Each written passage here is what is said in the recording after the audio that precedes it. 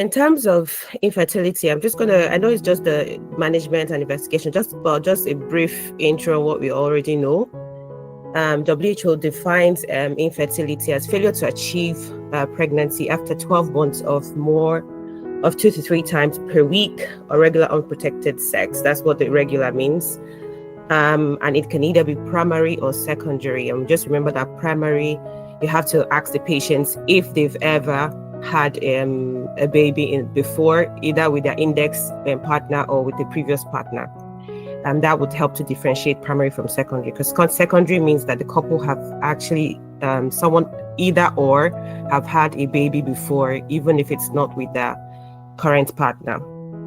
And usually the advice that they give to them for people who are coming for infertility investigations would be, general advice about lifestyle, smoking, alcohol, etc.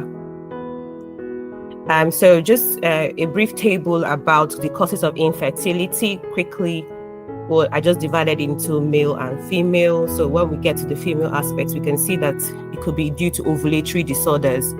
So if they've had any hypothalamic pituitary failure, other conditions like any ovarian failure, Cushing's disease, congenital adrenal hyperplasia, or any chronic disease like AIDS or diabetes. If they've had like a tubal damage, so if they've had like previous STIs, if they've had like uterine or peritoneal disorders, so maybe a previous pregnancy and they had adhesions or polyps, so if they've had fibroids that are blocking the uterus, and in some cases it can just be an unexplained cause. So there's no cause exactly that you can, after everything that you can find on those particular ladies, and it's unfortunately about 4% in women and 8 to 28% in couples. In terms of men, you want to look at testicular failure. So if someone has like high riding testes, if they've had like previous infections, otitis, if they've, want to examine the patients, is there a chromosomal abnormality that you're noting in terms of physical appearance of the patient? Cases of varicocele, if they just have obstructive azoospermia, is this man having like a retrograde ejaculation? So any erectile dysfunction, and also an abnormality with their semen. And in men too, you can have unexplained cause for their infertility.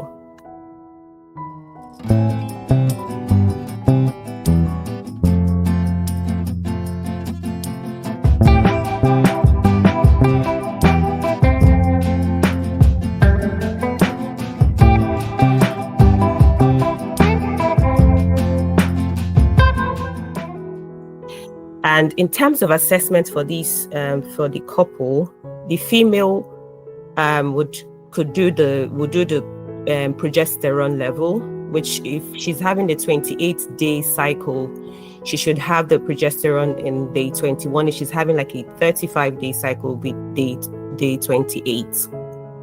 Other tests that you need to do would be day 2 to 5 FSH-LH. So you need to know you need to do gonadotrophin levels. You want to know if there's a failure somewhere, if it's hypothalamic pituitary pathway failure.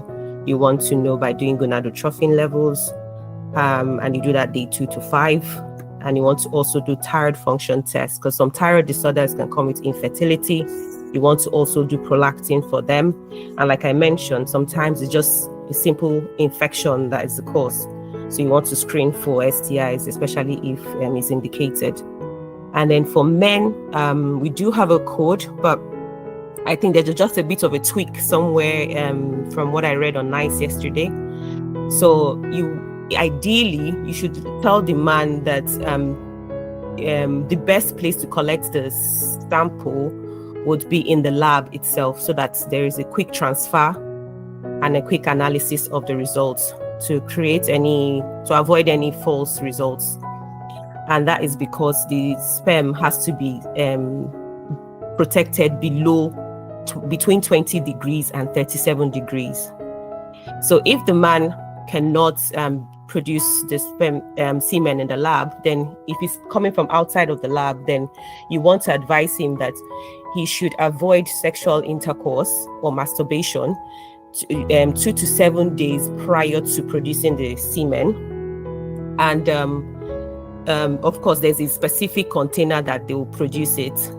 And you should make sure that he gets to the lab within 30 to 15 minutes from producing that semen. I know we used to talk about 1 hour. I think I saw on NICE just between 30, no longer than 15 minutes from collection.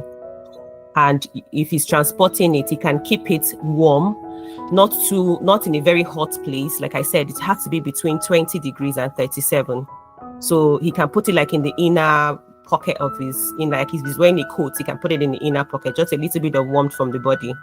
But he just has to get to the lab as quickly as possible, and in order to avoid death of the spermatozoa. And if the test comes out negative, you can tell the patient that there is an opportunity to repeat it in 3 months. We are talking about 3 months because that's this time it will take the cycle of spermatozoa. So the full cycle is about 3 months.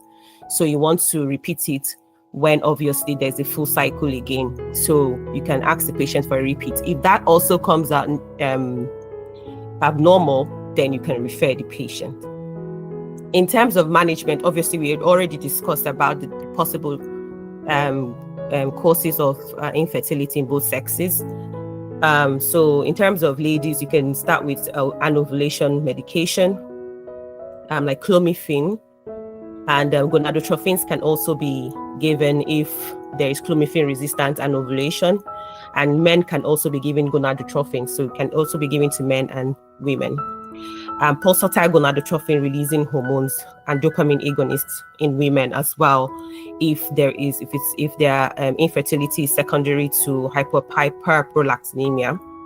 And surgical treatment, so just depends on the cause. So say for instance the patient has maybe adhesions or fibroids, or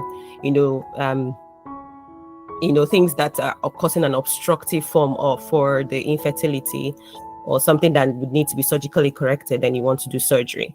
Other assisted methods are IUIs, IVFs, just depending on what is indicated for the patient.